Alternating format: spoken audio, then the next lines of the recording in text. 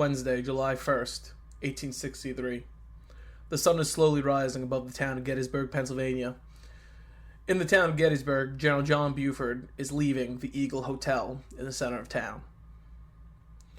To the northwest of the town, General Henry Heath has just gotten approval to move his Confederate division into Gettysburg from his superiors in search for supplies for the army. At 7:30 a.m., Lieutenant Marcellus Jones of the 8th Illinois Cavalry dismounted and observed the leading elements of Heath's division advancing down the Chambersburg Pike. Turning to one rider, he directed him to report the enemy was advancing. He then took a carbine from Corporal Levi Schaefer, placed it on a fence post, and fired at an officer on horseback, leading the gray column forward. Within moments, Buford's entire picket and skirmish line quickly became engaged with Confederate infantry in the woodlands northwest of Gettysburg. Heath, as he heard the fighting break out, remembered the news of Pennsylvania Governor Andrew Gregg Curtin, believed he was only facing militia, and believed that if he engaged 2 of his 3,502 men of Archer and Davis's brigade, will be able to face off with just militia. Archer formed his brigade south of the Chambersburg Pike, linking his left flank to Davis's brigade, then stretched across and north of the Chambersburg Pike. The troopers of Colonel William Gamble's brigade began to withdraw back towards the town of Gettysburg and across the Willoughby Run, fighting a delaying action. Heath, in response to the situation, began to deploy his artillery to push what he believed was militia out and take the ground. Also, he began to deploy the brigades of General Pettigrew and Colonel Brockenborough, staging them up to advance to the support of Archer and Davis. Buford, who had now taken position at the seminary on Seminary Ridge, began to observe the fighting in the woods to the northwest. No news yet had arrived of the situation on the north. Colonel Thomas Devon's brigade had not yet made contact with Confederate elements. Much to Buford's joy, his division was only facing 2 Confederate brigades. The commander of the Army of Northern Virginia became concerned when he, early in the morning, could hear the echo of artillery and fighting going on. Early in the campaign, Lee had ordered no direct engagement until the army was concentrated. Immediately, Lee requested an update from General Hill and Heath on the situation and what was happening. Back in the fields northwest of Gettysburg, Buford had planned for his men to have 3 fallbacks. They would start at Hare's Ridge, pull back to McPherson's Ridge, and finally their last stand at Seminary Ridge on the edge of the town. Archer and Davis had flushed Gamble's men out of the forest and pushed them onto Hare's Ridge. It is at this point that General Heath finally had realized he was not engaged with militia, but dismounted Federal cavalry. Buford was now able to see his men coming across the ridges of fields, but also watching Confederate lines advancing out of the forests.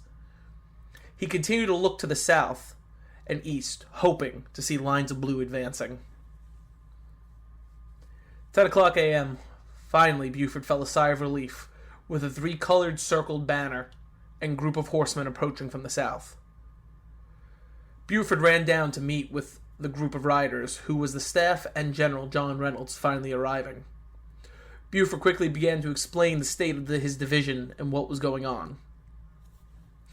Reynolds observed the situation and then sent a rider, the commander of the Army of the Potomac, George Meade, to report the situation and that they will fight every step to hold the heights south of the town. The entire Union First Corps was taken off the Emmitsburg Road of Gettysburg and double-quicked across the farms of Gettysburg onto Seminary Ridge. Behind the First Corps, about an hour behind, was General Oliver Howard's 11th Corps, and then behind them, the 3rd Corps, under General Daniel Sickles.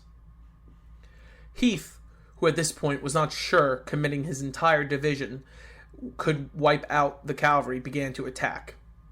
But suddenly, coming down from Seminary Ridge, the red circle of Wadsworth's division began to form up. Now facing off with Archer and Davis was the brigades of Saladin Meredith's Iron Brigade, made up of primarily Western German immigrants, facing down with Archer near McPherson's Ridge. And to the north, facing off with Davis, was the brigade of Lysander Cutler, who was now bolstering the ranks of the Union position and driving back the Southerners. General Heath, now personally commanding the situation, as he now realized he was facing not only at least a cavalry brigade, but he could identify the division of Wadsworth. He had to begin to figure out what to do next. From 7 until 10:20, he went from believing he was fighting a militia force to now fighting not only federal troops, but the corps of John Reynolds, one of the most competent commanders in the Union Army. Reynolds had placed his artillery and was personally leading the advance of the Iron Brigade, moved towards the contested McPherson's Woods, where only an hour earlier the Confederates had flushed out Gamble's cavalry. As the Iron Brigade advanced, General Reynolds yelled to his soldiers, "Forward, men, forward for God's sakes, and drive those fellows out of those woods." Suddenly, soldiers observed the general's body completely seize. He then tumbled from his horse into the dirt. Soldiers rushed around him to check on their general. At first, they could not identify a wound until his aide pulled his hand from the general's head. John Reynolds, at the age of 42, was shot in the back of the head by a stray bullet, and will be the highest-ranking officer killed in the 3 days of fighting at the Battle of Gettysburg. With his death, General Abner Doubleday, commander of the 3rd Division of the 1st Corps, took command of the Corps, and General Oliver Howard, who was only just arriving to the field, became the highest federal general on the field. Bolstered with revenge, the Iron Brigade indeed moved forward and drove the Southerners out of the wood, and all the way to Willoughby Run, so far to the point that they captured General Archer himself. A story arose from this, as Doubleday, who had arrived on McPherson's Ridge just as Archer was being escorted to the rear. The two men had been close at West Point. Doubleday was overjoyed to see Archer well. "Good morning, Archer. How are you? I am glad to see you," Doubleday said with a smile. Archer, defeated, responded, "Well, I am not glad to see you, by a damn sight." On the right flank, however, Cutler's brigade began to engage with Davis's brigade, who was doing their best to hold their taken positions. Cutler, however, began to push hard onto the Confederates. Davis then directed his men to withdraw into an incomplete railroad trench next to the Chambersburg Pike. Cutler had requested aid from Meredith, who sent him the 6th Wisconsin to aid Cutler's New York brigade to drive the Southerners out. The commander of the 6th Wisconsin, Rufus Dawes, and the 3 New York regiments began to fire down into the railroad cut at the sheltering Confederates. Dawes then launched a charge into the cut. The amount of Southerners killed is unknown, but at least 200 men were captured. As the Southerners began to withdraw, General Oliver Howard had arrived at the field and was aware that he was the most senior officer on the field. He directed his division, commanded by General Adolph von Steinwehr, to set up a defensive position on one of the ridges south of the town, where the Evergreen Cemetery rested.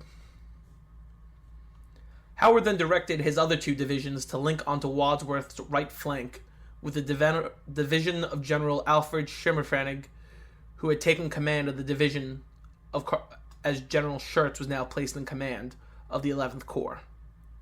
To Schimmelpfennig's right, Howard placed the division of General Francis Barlow to create sort of an L protecting the north and northeast of Gettysburg. Heath had now assaulted his attack as midday hit, especially with the arrival of General Lee to the field, understanding the situation. Howard, however, now the commanding general, sent orders to Dan Sickles with his 3rd Corps, and General Henry Slocum with his 12th to come to Gettysburg with all speed to join the fight. But also during this lull, another advantage had fallen into General Lee's lap, in Richard Ewell and his Confederate 2nd Corps, which was coming down the road north.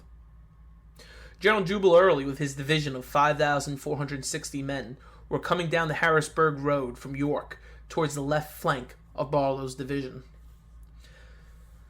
But even more to the Southerners' advantage, General Robert Rhodes and his division of 7,986 men were coming in from the Mummersburg Road, beating General Schimmelfennig to the Oak Hill, which will be what will, in turn, determine who will win the day. Oak Hill, which rests north of Gettysburg College, looking over the fields for yards, was the highest position on the field, and with proper artillery, could tear the Union line apart. Lee now realized the advantage he and his army were at on the field, and with no other Federal corps in the immediate vicinity of the town he knew of. With 2 brigades of Heath's division remaining, and Pender's entire division arriving, then the divisions of Ewell's corps coming down from the north, they had superior numbers but something else. The Union 11th Corps, a few months earlier, was responsible for the collapse of the Union Army at Chancellorsville. Lee knew that this corps would still be frazzled, especially from another flanking maneuver. At 2:00 p.m., Robert E. Lee gave the official order to attack on all fronts, attack in full force. General Rhodes, observing from Oak Hill, opened his artillery batteries, ripping into the Union line from all directions. He also ordered the brigades of Iverson and O'Neill to strike hard towards the 11th Corps' left flank and the 1st Corps' right, in a tactic to split the united front. He also commanded the brigade of General Daniel to assist Pender's division in General Hill's now renewed assault on Seminary Ridge. In the north, Early with his 5 brigades began to come down on Barlow's division, who was not anchored to the Union line. Much of Rhodes' initial attack was repulsed, and General Heath himself was wounded and removed from action. But after reforming, and Early finally hitting into Barlow, the Union line began to deteriorate. 9 miles south in Taneytown, General Meade had discovered General Reynolds' death. He ordered General Hancock to immediately ride to Gettysburg, leave his corps under the command of General John Gibbon, and take command from Howard, whom Meade had not much faith in. Hancock, with his staff, rode to Gettysburg with all speed. From 4 o'clock to 4:30, battle continued, and there was much debate on what exactly happened. But at 4:30, men of the Union First Corps could see the men of Schimmelfenig's division collapsing. At 4 o'clock, Barlow's division is believed to have finally collapsed and began to withdraw through Pennsylvania College, today Gettysburg College. Schimmelfenig's division attempted to hold off, but now with 2 divisions much larger coming down on his front and right, had no choice but to withdraw. With no right flank to be found and Southerners coming down on them, Doubleday, still in command of the First Corps, had no other option. Especially with renewed attacks by Pender's fresh brigades finally began to withdraw through the town. South of Gettysburg, Steinwehr and Howard sat on Cemetery Hill when Hancock arrived and informed Howard, who outranked Hancock, of Meade's orders. However, in Gettysburg, chaos had broken out. Men of the 11th Corps were running into men of the 1st Corps. Officers yelled, "Reform in the heights south of town." The 1st Corps began to try and cover retreat as Hill and Ewell's troops entered town, beginning brutal street fighting. In the town, hospitals were made in churches and hotels. At the Christ Lutheran Church, a chaplain was standing on the steps as Confederates stormed in, and was indiscriminately shot as the soldiers were shooting anyone in a blue uniform. General Lee, at this moment, watching from outside the town, gave the single most controversial order of not only the Battle of Gettysburg, but the Gettysburg Campaign. He sent a rider to General Ewell, pointing to the hill south of Gettysburg, saying, "Take that hill, if practical."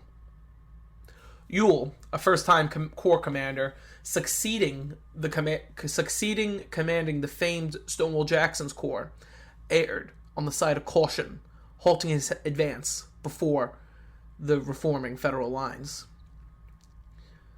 Hill equally deployed his men for street fighting, as the situation in the town had become confused, and he was trying to reform his corps, trying to not repeat the confusion of the Confederate attack at Chancellorsville that resulted in the wounding and subsequent death of Stonewall Jackson.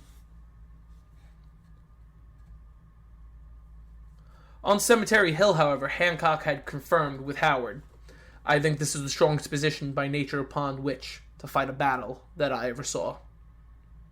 General Gouverneur Warren, Army of the Potomac's chief of engineers, soon arrived, and confirmed with Hancock that this was the place to hold and defend. Quickly, Hancock began to deploy the army.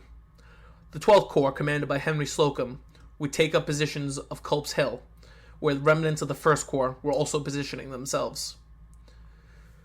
Connecting the Cemetery Ridge would be the 11th Corps, reformed. Then coming down the ridge to the Emmitsburg Road would be the 1st Corps under Doubleday holding that position. Hancock and the 2nd Corps would then be positioned parallel with the Emmitsburg Road stretching all the way down. Then General Dan Sickles and the 3rd Corps would occupy the 2 hills south of the town, Little and Big Round Top. The Union line would resemble a large fishhook, and still protecting the Baltimore Pike, which led to Washington and the Taneytown Road, both which were vital for supplies. And the arrival of the 5th Corps under General George Sykes and the largest of the corps, General John Sedgwick's 6th Corps, which were advancing with meat from Taneytown still, and would provide the army with 24,484 men with solid interior positions. Meade himself would not arrive until midnight, where he would hold a council of war with all his corps commanders and executive officers, deciding that they will remain and fight the next day. Lee, headquartered now at the edge of town near the Chambersburg Pike, was using a small stone house to conduct command duties while sleeping in his tent outside. He met with his corps commanders. The Confederate position will stretch across the Seminary Ridge, facing off with Federal troops. South, opposite the 3rd and 2nd Corps, would be James Longstreet's unengaged 1st Confederate Corps, with the divisions of John Bell Hood and Lafayette McLaws, and awaiting the arrival of George Pickett's division. To his left was the 3rd Corps of A.P. Hill, with Pettigrew, who is now in command of Heath's division, and Anderson, stretching from Longstreet's left to the Lutheran Seminary. Then capping off the left flank, Ewell's Corps, with Early, Rhodes, and Allegheny Johnson's divisions, stretching from Lutheran Seminary, facing off with the Piedmont of Culp's Hill. On the top of Culp's Hill, the 12th Corps was arriving and filling in positions, when the commander of one of the General Greary's brigades took command of the hill. General S. Greene was the commander of the 3rd Brigade of Greary's division, but he was also the oldest officer in the field at the age of 62. But his claim to fame wasn't only that. He graduated top in his class at West Point and was the assistant professor of engineering at the academy, and also one of his students was none other than Robert E. Lee. So once he arrived to the summit of Culp's Hill, he began to build up earthworks and position in preparation for the next day's attack that was surely going to come. As night falls, the Confederates may have won the day, but the Federals are prepared for Thursday the 2nd and intend to make the Southerners pay for each step.